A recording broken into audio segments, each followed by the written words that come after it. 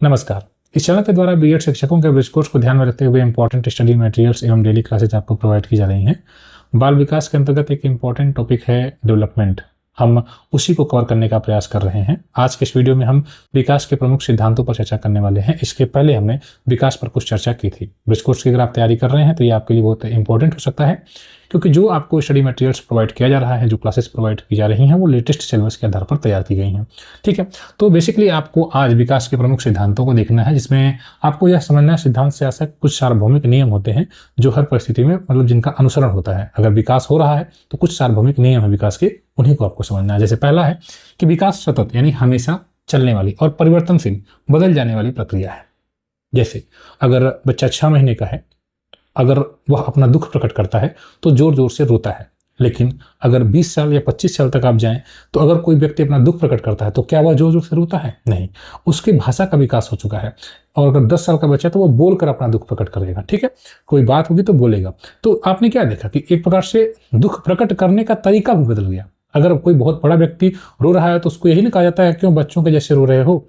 इसका मतलब यह है कि आप उसको इस शब्दावली से क्यों कह रहे हैं कि बच्चे की तरह क्यों रो रहे हो, क्योंकि एक निश्चित समय में वो उस प्रकार से अपने दुख को प्रकट करता है, फिर समय के साथ वो बदल जाता है तरीका दुख प्रकट करने का। तो एक चीज आपने समझा कि परिवर्तनशील है, और दूसरा यह है कि सतत है। ठीक है, विकास लगातार होता है और कभी ज्यादा होता है, कभी कम होता है। जैसे अचानक यहाँ पर लिखा है कभी रुकता नहीं, कभी गति तेज होती है, कभी कम होती है। जैसे मान लीजिए शारीरिक विकास है या मानसिक विकास है। मानसिक विकास में अगर आप देखें तो बच्चा पहले दिन जब विद्यालय आता है तो पहले दिन आप उसको क्या सिखाते हैं? मान लीजिए कुछ भी, मान लीजिए पहले वो आता है इस प्रकार से बनाता है, फिर इस प्रकार से धीरे धीरे आप उसको सिखा रहे हैं। तो कभी बच्चा क बनाने सीखता है, तो ऐसा नहीं है कि बच्चा अचानक बना देता है। ठीक, वह धीरे धीरे सीखता है, इस क्रम में धीरे धीरे इन्वॉल्व होता है। पहले वो टेढ़ी लाइन खींचेगा, सीधी लाइन खींचेगा, इस तरह से खींचेगा, इस तरह डिजाइन अपनी बनाएगा। इस तरह से बच्चा अपना हाथ चलाना सीखता है। उसके बाद धीरे धीरे उसको अध्यापक या परिवार सिखाते हैं, फिर वो गोला बनाता है, फिर डंडा इस तरह से मार कर, फिर धीरे धीरे समझते एक ऐसा समय आता है कि बच्चा जो है क बनाता है। फिर आगे बढ़ते बढ़ते फिर वह स्वर, व्यंजन, तमाम मात्रा वगैरह का ज्ञान करता है।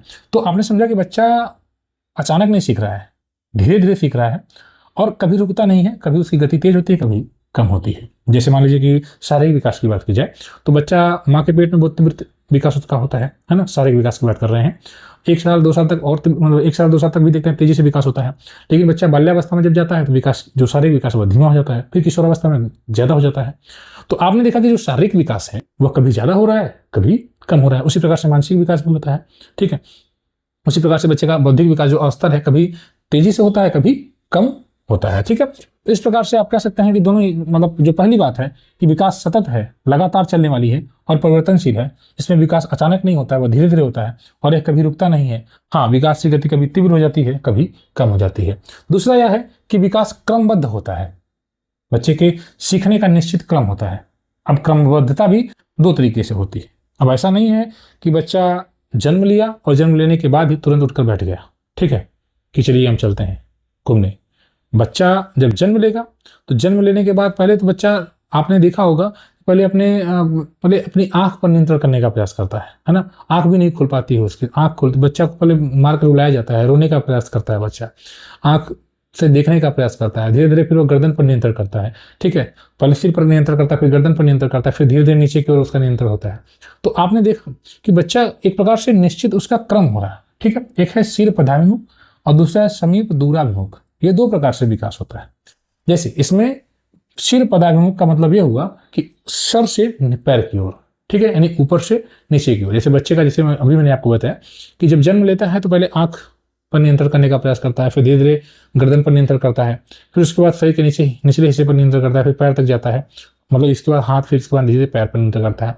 तो इस प्रकार से ऊपर से नीचे की ओर आप देख रहे हैं। तो ये भी तो एक क्रम ही है ना। दूसरा यह है कि समीप दूराभिमुख यानी केंद्र से अंगों की ओर, अंदर से बाहर की ओर। इसका मतलब आप इस प्रकार से समझ लें कि अंदर से बाहर की ओर। ऐसे बच्चा मान लीजिए माँ के गर्भ में है तो 3 महीने का जब होता है तो सबसे पहले उसका हार्ट बीट चेक किया जाता है। बच्चे की धड़कन पहले बनती है, जो उसका हार्ट है, तो हार्ट बीट डॉक्टर चेक करते हैं। 3-4 महीने के बाद उसको आप अल्ट्रासाउंड के थ्रू जान सकते हैं। क्या उस समय आप बच्चे के पैर की गति को समझते हैं? पैर बना ही नहीं रहता है, पैर बनता ही नहीं। तो वही बात तो यहाँ पर है कि समय, जो केंद्र से बाहर अंगों की ओर उसका विकास होता है। जब बच्चा 8 महीने का 6 महीने 7 महीने का हो जाता है तब उसके हाथ पैर की गति भी महसूस होती है कि बच्चा माँ के गर्भ में हाथ पैर चला रहा है। तो आपने देखा कि वो पहले हार्ट उसका मतलब पहले उसका दिल की धड़कन सुना और उसके बाद धीरे धीरे उसके अंग बने और अंग बनने के बाद फिर अंगों की गति समझ में आ रही है। उसी प्रकार से हम ये कह सकते हैं कि जो समय मतलब जो बच्चा है वह केंद्र से बाहर अंगों की ओर उसकी गति होती है। ठीक है, इस प्रकार से आपने देखा कि विकास जो है वह क्रमबद्ध होता है। ठीक है, आगे है विकास परिपक्वता का परिणाम है। परिपक्वता मतलब शारीरिक रूप से आप कार्य करने में सक्षम हो जा रहे हैं, अगर किसी चीज की, या मानसिक रूप से मैच्योर हो जा रहा है जिसको कह सकते हैं। जैसे मान लीजिए कि एक 6 महीने का बच्चा है, ठीक है, और 6 महीने के बच्चे के हाथ में आपने एक पेंसिल दे दी और पेंसिल से आपने कह दिया चलो लिखो, क बनाओ, तो क्या वो बच्चा कर पाएगा? नहीं कर पाएगा, क्योंकि शारीरिक रूप से या मानसिक रूप से वो उतना परिपक्व नहीं है। ठीक है, अब उसकी उंगली उस प्रकार से उसको अपनी कंट्रोलिंग नहीं है ना, अपनी उंगलियों पर नियंत्रण नहीं कर पाता है बच्चा, तो आपका पेंसिल कहाँ से पकड़ेगा भी तो मतलब उस पर जिस प्रकार से मतलब लिखने में जो दक्षता चाहिए है वो दक्षता उसको मिलती नहीं है। तो विकास परिपक्वता का परिणाम है, अगर परिपक्व नहीं रहेंगे तो नहीं कर पाएंगे। अगर 1 साल का बच्चा है उसको आपने साइकिल दे दिया चलाने के लिए और उससे कह दिया चलो साइकिल चलाओ, तो क्या 1 साल का बच्चा साइकिल चलाएगा? नहीं चला पाएगा। क्यों? क्योंकि वह शारीरिक रूप से परिपक्व नहीं है। समझ रहे हैं? तो परिपक्वता वही है कि जैविक रूप से शरीर, दिमाग और अंगों की प्राकृतिक तैयारी अगर हो जाए और उसके हिसाब से बच्चा अधिगम करे अपने अनुभव के आधार पर, वातावरण के आधार पर, या अभ्यास से कोई चीज सीखे, तब फिर वो हम कहेंगे कि उसका यह विकास हो रहा है। जैसे मान लीजिए बच्चा तैरना सीख रहा है, ठीक है, तैरने का अधिगम है, तो तैरने के अधिगम के लिए बच्चे को क्या चाहिए? परिपक्वता चाहिए। अगर बच्चे के पास उस बच्चे का शरीर परिपक्व नहीं है, ठीक है, अभी मान लीजिए 6 महीने का या 1 साल का बच्चा है, परिपक्व शारीरिक रूप से नहीं हुआ है, तैरने लायक सक्षम नहीं है, तो फिर आप उसको कैसे तैरा पाएंगे? मान लीजिए कि वो कोई 12 साल का बच्चा है, ठीक है, या मान लीजिए कि 9 साल का बच्चा है, ठीक है। अब 9 साल का बच्चा है, शारीरिक रूप से देखा जाए तो छोटे बच्चे तैरते हैं इस अवस्था में, ठीक है, 9 साल तक जाते थे, सीख लेते हैं। तो अब बच्चा क्या है? परिपक्व हो चुका है। अब उसको उस प्रकार का वातावरण चाहिए। वातावरण का मतलब मान लीजिए वो पानी में जा रहा है, ठीक है, पानी में उसके अगल बगल में कोई तालाब है छोटा बहुत, तो अब उसमें वातावरण में क्या करेगा? वो अभ्यास करेगा, और अभ्यास करेगा तो फिर वो तैरना सीख जाएगा। तो तैरने का अधिगम किस प्रकार से हुआ? वो अपने वातावरण से मतलब उसको उस प्रकार का मिला।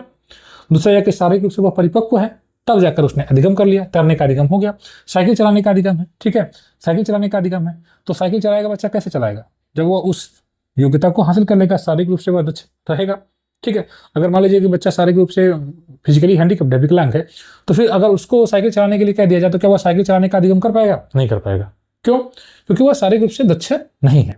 तो वही बात यहाँ पर कही, विकास परिपक्वता का परिणाम है। जैसे पढ़ना, अगर मान लीजिए बच्चे को पढ़ना है तो मानसिक तैयारी बच्चे की होनी चाहिए, बच्चे का मानसिक रूप से तो तैयार होना चाहिए, और फिर वो सिखाया जाना है, उसको सिखाएंगे उस हिसाब से, तो फिर वो उसी तरह चलना देखिए, परिपक्वता होनी चाहिए। अब जैसे बच्चा धीरे धीरे, जैसे मान लीजिए 6-9 महीने का बच्चा जब हो जाता है तो बच्चा धीरे धीरे खड़ा होने का प्रयास करता है, पैर आगे मतलब किसी चीज के सहारे खड़ा होने का प्रयास करता है, और 1 साल जाते जाते बच्चा धीरे धीरे कदम आगे बढ़ाता है, ठीक है, चलना शुरू कर देता है। 1 साल होते होते बच्चा चलना शुरू कर देता है। क्या बच्चा 1 ही महीने में चल सकता है? नहीं चल सकता है। क्यों? क्योंकि वह शारीरिक रूप से दक्ष नहीं है, परिपक्व नहीं है। तो इस चीज को आपने समझ लिया कि परिपक्वता होनी चाहिए, उस प्रकार का पर्यावरण होना चाहिए, और फिर अभ्यास होना चाहिए, ठीक है, तब वह बच्चा चलना शुरू कर देता है। मान लीजिए ये आपने इसको समझ लिया, ठीक।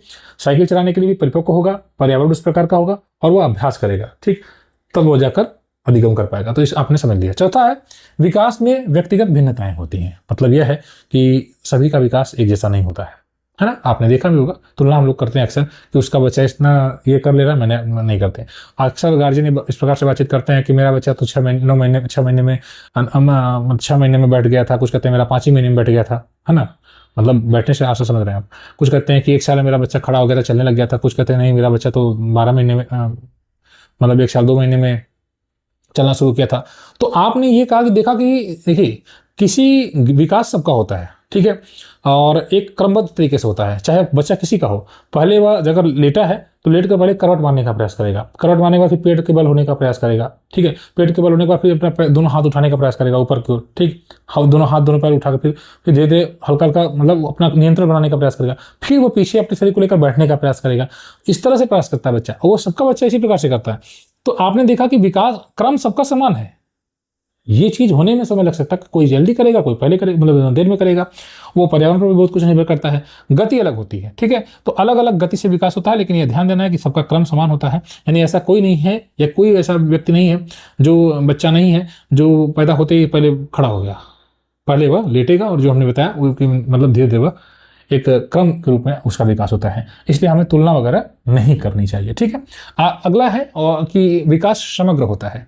इसका मतलब विकास के सभी पहलू एक दूसरे को प्रभावित करते हैं। जैसे मान लीजिए कि एक बच्चा है, उसको भोजन नहीं मिल रहा है, और अगर भोजन नहीं मिल रहा है, कुपोषण उसको है, ठीक है, भोजन की कमी है, दूध नहीं मिल रहा है, खाने पीने को नहीं मिल रहा है, तो शारीरिक कमजोरी होगी। शारीरिक कमजोरी होगी तो बच्चे का शारीरिक विकास बाधित होगा। ठीक है, शारीरिक विकास बच्चे का बाधित, बच्चा शारीरिक विकास नहीं कर पाएगा। जब शारीरिक विकास नहीं होगा, दुर्बल रहेगा, तो अपने जैसे अन्य बच्चों के साथ जब वो जाएगा, घूमेगा फिरेगा, तो अपने प्रति उसके वो हीन भावना आएगी। उसके बच्चे, उसके साथ के अन्य दोस्त घूमेंगे फिरेंगे, वो भूख से परेशान है, शारीरिक दुर्बलता है, ठीक है, तो खेलने में उसका मन नहीं लगेगा। ठीक है, मानसिक विकास नहीं होगा, मानसिक विकास नहीं होगा। ठीक है, दुर्बल है, बाकी दोस्त उससे दूरी बनाएंगे। आपने देखा होगा हमारे विद्यालयों में अक्सर ये देखने में मिल जाता है, कुछ बच्चे जो मतलब थोड़े से अन्य बच्चों की तुलना में थोड़े पीछे रहते हैं, या कभी कम आते हैं, या थोड़े से डिफरेंट होते हैं, तो बाकी बच्चे उन्हें इंपॉर्टेंस नहीं देते हैं, तो बच्चा फिर सामाजिक विकास नहीं कर पाएगा, क्योंकि वह भूखा है, कुपोषित है, असामान्य बच्चा है, तो दोस्त उससे अन्य बच्चे दोस्ती नहीं करना चाहेंगे, सामाजिक विकास नहीं होगा।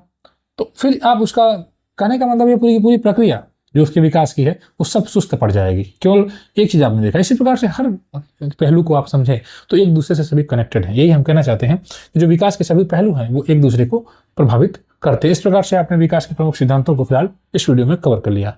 इस चैनल के द्वारा लगातार आपको स्टडी मटेरियल्स वगैरह प्रोवाइड किया जा रहा है। हम धीरे धीरे करके अभी देखिए, अभी ब्रिज कोर्स की जो तैयारी हो रही है, साथ ही साथ हम कुछ आप टेक्निकल प्रॉब्लम जो टीचर्स लोगों को आ रहा है उसको भी सॉल्व करने का प्रयास किया जा रहा है। सबको धीरे धीरे लेकर मतलब चलने का प्रयास किया जा रहा है।